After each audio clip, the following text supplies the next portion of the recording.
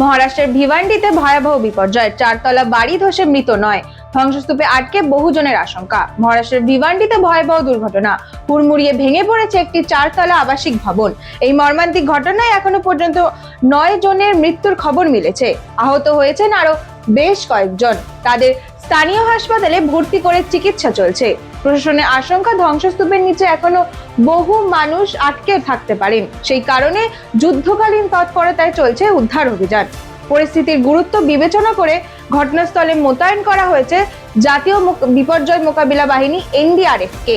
উদ্ধারকারীরা ধ্বংসস্তূপ সরিয়ে জীবিতদের খোঁজে তল্লাশি চালাচ্ছেন। বাড়িটি কি কারণে ভেঙে পড়লো তা এখনো পর্যন্ত স্পষ্ট নয়। দুর্ঘটনার প্রকৃত কারণ জানতে তদন্ত শুরু করেছে প্রশাসন। মৃতের সংখ্যা আরো বাড়তে পারে বলে আশঙ্কা করা হচ্ছে। উদ্ধার কাজ শেষ না হওয়া পর্যন্ত পরিস্থিতির উপর কড়া নজর রাখছে স্থানীয় প্রশাসন।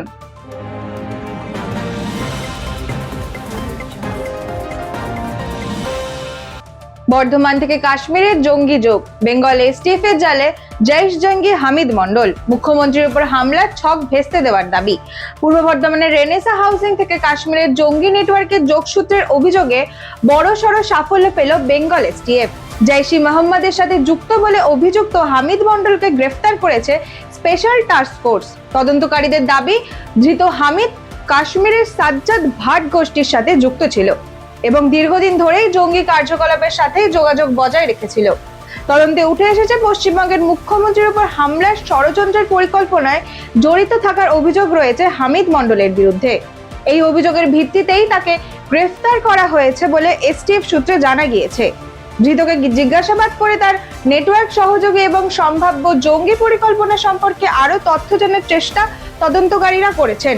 নিরাপত্তার স্বার্থে রাজ্যের একাধিক জায়গায় নজরদারিও বাড়ানো হয়েছে বলে সূত্রের খবর। আজ অভিযুক্ত হামিদ মন্ডলকে আদালতে তোলা হবে।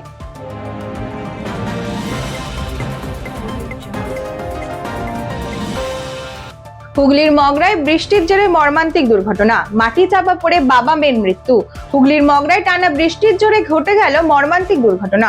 গভীর রাতে হঠাৎই ধসে পড়ে একটি মাটির বাড়ির দেওয়াল। সেই সময় ঘরের ভিতরেই ঘুমিয়েছিলেন এক পৌর ও তার মেয়ে। দেওয়ালের নিচে চাপা পড়ে গুরুতর আহত হন দুজনেই। স্থানীয় বাসিন্দারা দ্রুত উদ্ধার কাজ শুরু করে তাদের বাইরে বের করে আনেন, কিন্তু বাঁচানো সম্ভব হয়নি। মর্মান্তিক ঘটনায় শোকের ছায়া নেমে এসেছে গোটা এলাকায়।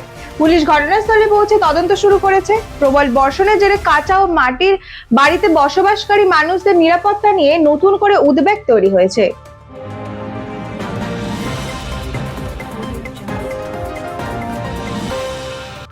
সোনা উদ্ধার কাণ্ডে এবার ইডি অভিযান, সব্যসাচী দত্তকে ঘিরে 12 জায়গায় তল্লাশি। সোনা উদ্ধার কাণ্ডের তদন্তে এবার সক্রিয় হলো এনফোর্সমেন্ট ডিরেক্টরেট বা ইডি।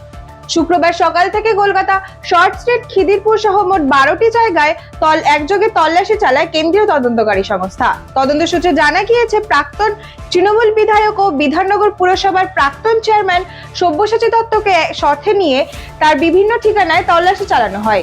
এর আগে পুলিশ দাবি করেছিল, সব্যসাচী দত্তের রাজারহাটের ফ্ল্যাট এবং ব্যাংকের লকার মিলিয়ে প্রায় 3.5 কেজি সোনার হদিশ মিলেছে। সেই সোনা উদ্ধারের ঘটনার সূত্র ধরেই এবার অর্থ পাচার বা সংশ্লিষ্ট আর্থিক লেনদেনের দিকে খতিয়ে দেখছে তদন্তকারী সংস্থা।